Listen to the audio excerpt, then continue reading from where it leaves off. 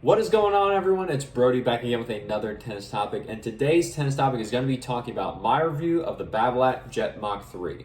Now, if you don't know who I am, my name is Brody Taylor. I've been working with tennis equipment, especially rackets, shoes, strings, and gear for the past 7+ years. So with this, I'm going to explain what Babolat's done with the Jet Mach 3 in terms of making it different from previous generations where a lot of people felt the shoe was too tight or it was just too short. And then I'm going to explain what I felt having it on, whether it be just walking around, on court, for both hard court and clay courts, and a few other things that I think may be important for you to know about the Jet Mach 3. So let's get started. So number one is that they fixed the width of the shoe.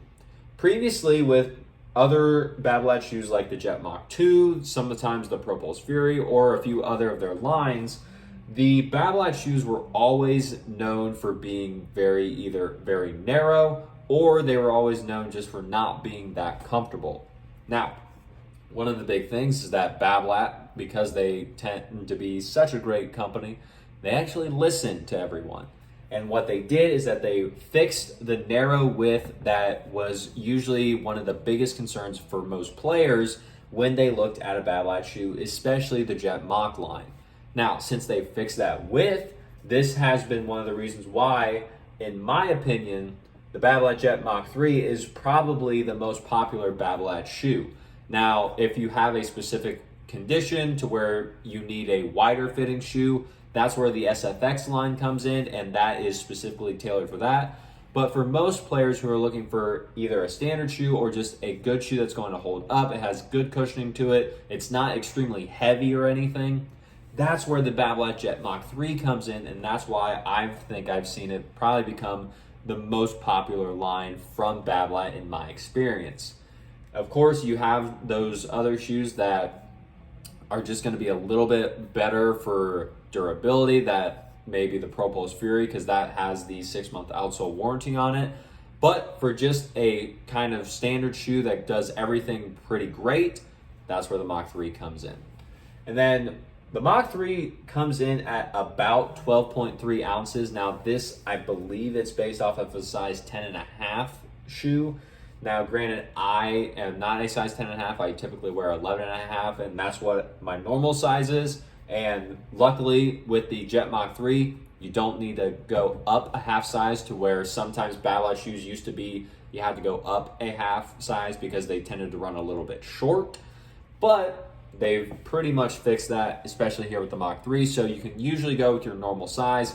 I would say that one of the big things I noticed is that if you look on the actual Mach 3 shoe, they have 2 extra lace holes back here.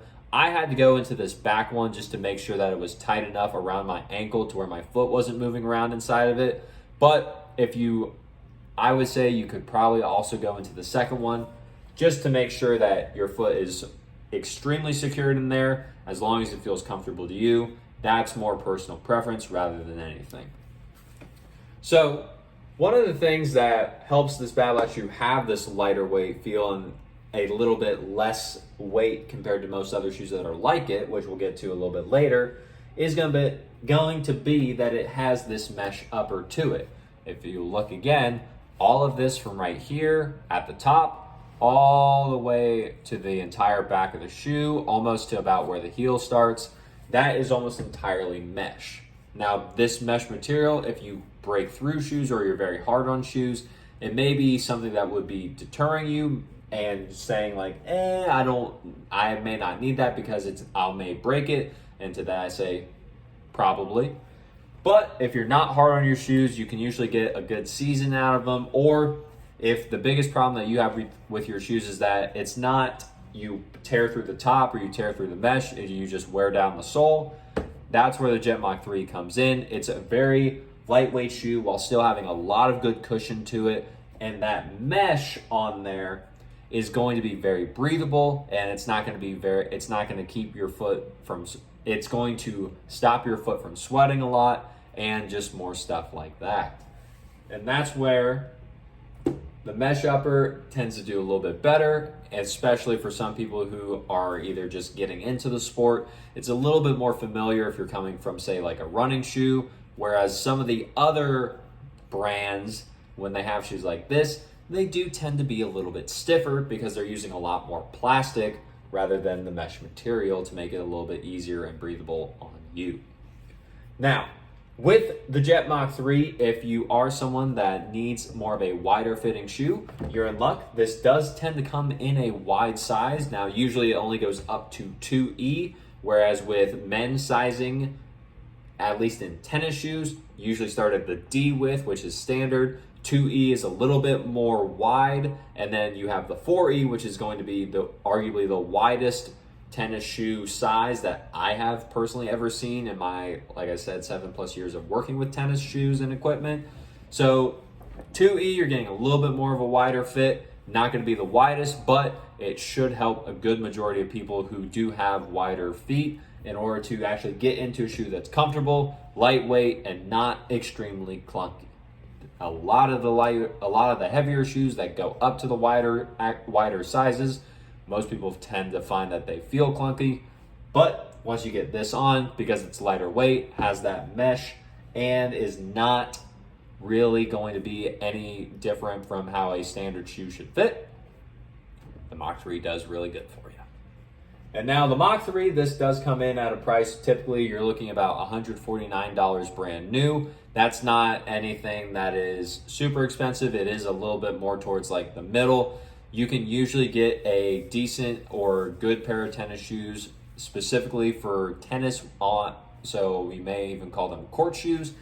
You probably see these around $120 just for a nice, solid, decent pair. So just a little bit more with the $29 increase with the Jet Mach 3. You get a lot of great cushioning, even though it's a lighter weight because of the materials used up on the top. You get a more breathable shoe, and you get a shoe that can be used in almost any scenario. I personally didn't find a lot of wear and tear with the amount of times I played in it. The one thing I will say about the Jet Mach 3 is that for me personally, it did have quite a bit of a break-in period. I wore it around, walking around just in general, usually in my house, just because as long as you wear it inside your house, you don't wear it anywhere outside, you don't wear it out anywhere on court or just in general, then you can typically return the shoes within the 30-day period to get your money back. If you just wear them outside or you just wear them to play in, you can't return them. So I noticed that right away, this shoe had a break-in period for me. I think it took about an hour and a half, maybe 2 hours for me to break it in. That was just walking around in it. But after that, I didn't have any problems with it. Everything felt good. Everything felt secured, safe, and I was ready to go. I played with it multiple times. Like I said, I would maybe go back to that back lace hole just to tighten it up a little bit more on my foot, but that's me specifically. And then finally down here, the Babolat Jet Mach 3, while it is such a great shoe, there are a few others that if you're using these shoes I have written down here, you may want to try the Mach 3. That being one, the Solution Speed FF from Asics. The Babolat Jet Mach 3, that's going to be a little bit of a heavier shoe than the FF typically, but that's because you get a little bit more extra cushion to it, whereas the FF does focus a little bit more on being speedy, and that's why it has the lighter weight to it.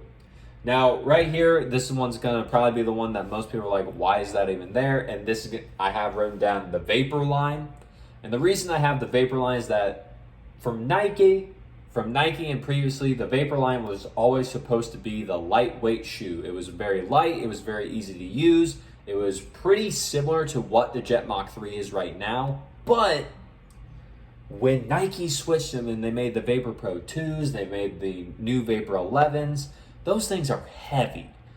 And so I'm saying that the Vapor is more similar to the Jet Mach 3 in terms of the old versions of the Vapors, not the new ones. The new ones are very heavy. A lot of people tend to find that those feel clunky, and even though they have a lot of cushioning in them, it's not the same as what the Vapor used to be, and that's what I'm comparing the Jet Mach 3 to.